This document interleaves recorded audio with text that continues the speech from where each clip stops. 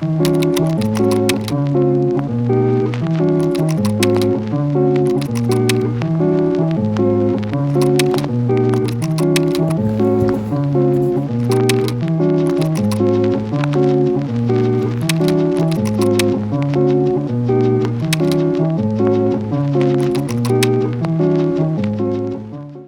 guys, welcome back to my channel, and today I am making a tiger. Well, I'm making a tiger and a butterfly and a Bible verse mainly because in our school we have a competition, and in this competition we have to write a Bible verse or draw or whatever with our art and just do the best I can, and they pick top 3 winners. So I want to be one of those, obviously, and I also want to be the overall winner, so I'm going all out. So today is October 9th, or when I started it was October 9th, and I just started by using Canva to help me put the points of the canvas. And so I used Canva, and then I put the margins, and then I roughly sketched whatever, but I really like to sketch detailedly. So as you can tell, I sketched very detailedly, and I also made sure I knew where the black and white was, because when you paint striped animals, I really like to put B's and W's on the black and whites, just so I know where I'm painting, and just to make it more helpful for myself. So after I did the penciling in, then I started on the eye. And the eye, I had like a brown and umber brown and a yellow orchard color. I'm pretty sure that's what it's called. And then I added a little bit of olive green, which made it like sparkle a little bit and stand out from the actual like tiger itself. After I did the eye, then I went on and I moved to the black spots. As you can see, my canvas wasn't fully black because I used black paint on top of it. In the end, I did go with using black paint for the background, but you can see I just filled in where the black stuff was so I could see more clearly, and it would help me to know where to paint for my orange. So I started on my orange stuff, and then I made sure I knew where like the shades varied. So the orange blended with the gray, and then the gray blended with the orange, and then where it was lighter on the gray and lighter on the orange. So make sure you get your shades right if you want to have a legitimate color flow in your painting. And then after I did that, I moved on to paint the front of the face and just add some detail. And I really needed to make sure that I got the colors right. So make sure you add enough white and not too much white. And also keep in mind, when you do the fur on after, you might want to have your original starting colors darker than you actually want your colors to end up being. For example, when you layer the fur, you want to make sure that the fur is lighter on top and you can have that texture. So then after I did that, I moved on to doing the butterfly, and as you can see, I used metallic paint, and then I added touches of white and black. And after I did that, I just filled in some of the more detailed parts of the butterfly. So that was mainly that part. The butterfly was not that hard, but I did add blue foil off camera because it would be a lot of hassle if I did add it on camera. So I decided to just apply it off. After that, I went in with more paint to fill in the rest. And as you can see, I didn't add the blue foil yet, but I did add it later. And after I painted the butterfly, I went in and filled in the edges of the painting, so the ear and the part close to the corner of the camera. Corner of the canvas, I'm sorry. So then after that, I went into starting actual texture of the tiger. So I made it lighter, as you can see. It starts to pop a little bit, and you really want to add that fur looking texture. So I used really fine paint brushes. And after I used the paint brushes, I just kept going and eventually spreading out to like the neck part. So yeah. And then I penciled in where I wanted the extra furs that would stick out at the chin and the nose, so the whiskers. There were a lot of whiskers. The whiskers filled in a big part of the actual tiger, actually.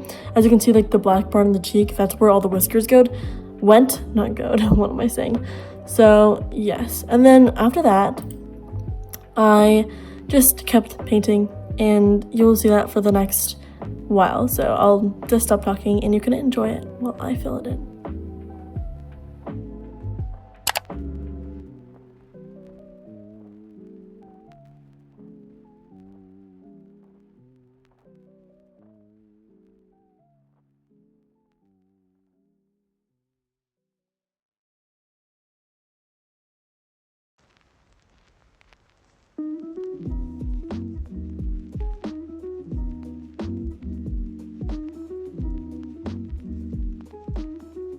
So here's the part where I added the blue foil off camera, and as you can see, it adds a nice glittery metallic glow / shine to the actual canvas, which I really liked, and I will add more foil later, but not to that part. So after that, I added more textures, and keep in mind when you're doing the fur, always go from the outside of the fur to the inside. So for example, in that big chunk that I just painted right across its neck, that stripe, I would paint the edges of that stripe first in a darker color, as you will see later. And then as I went in, while the paint was still wet, keep in mind, I made the paint lighter, and you can see the transformation right there. And also sometimes I turn on the canvas upside down just so that I can get the flow of the fur better and the angle of the paintbrush itself better. Sometimes the paintbrush dries up and then you can really see like the texture of the canvas, which I personally really don't like. So it helps to add water, if you will. And that was just one of the most helpful parts for me personally.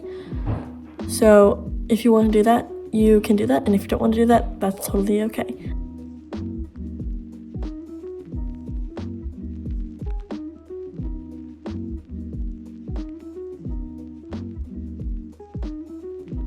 This next part here, you can see I start to add the rulers and the guidelines for me actually going to write the words. And this part, it did take me some time because I really wanted to make sure that I put effort into it and did not make any typos and had the placement of the actual lettering right.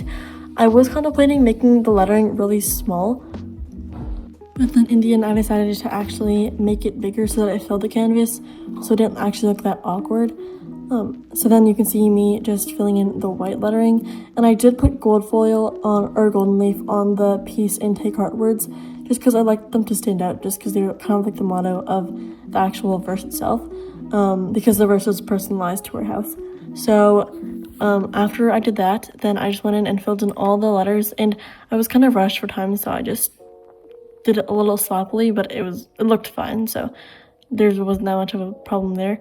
And then I went and just filled the rest of it. Like I said, at some points in the video, I did have to like repump the posca marker, if you know what I mean. So I just would shake it really hard, and then I would press it against a piece of paper or something so that more of the paint would come out. That did make me end up with a big big pool of paint on my paper plate that I used for the paint, but it ended up being fine, so I just like added some more to the other letters. And then as you can see in the last part of the video, I just added some of the fur on the right hand side because I didn't finish completely. I wanted to take a break from actually painting and focus on the words, just because sometimes it's good to like take a break from one part of the painting and then move on to the next part. So after that, I just erased the rest of the pencil markings from the words, and then also the butterfly, I added the veins because I did cover some of it with the blue foil. So make sure when you use foil, you clean it up unless you want to purposely keep it messy.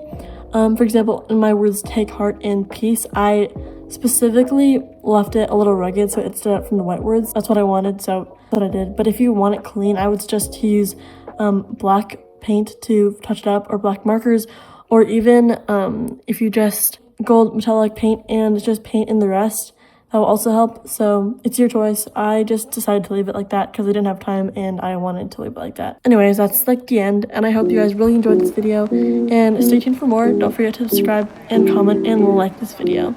Thanks so much for watching. Bye!